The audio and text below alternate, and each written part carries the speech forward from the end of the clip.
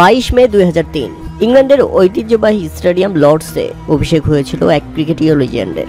আর আজ 12 জুলাই 2024 সেই লর্ডস থেকেই বিদায় নিলেন ওয়েস্ট ইন্ডিজের বিপক্ষে ক্রিকেটের একটি নক্ষত্র, যিনি কিনা আজ ক্রিকেটের মাঠ থেকে বিদায় নিচ্ছেন।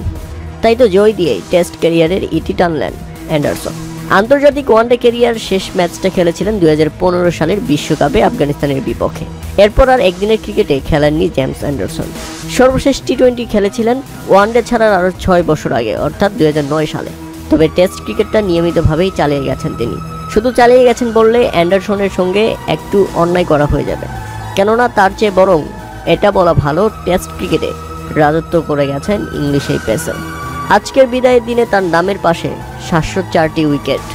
অ্যান্ডারসনের উপর শুধু 2 কিংবদন্তি, মতিয়া মুরালীধরন ও শেন ওয়াটসন।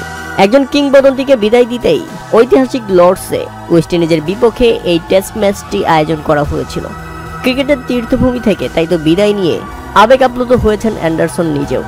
তাকে দাঁড়িয়ে গার্ড অফ অনার দিয়েছে দু দলের ক্রিকেটাররা। সবকিছু মিলিয়ে একজন লিজেন্ড বিদায়টাও নিয়েছে লিজেন্ডারি ভাবেই।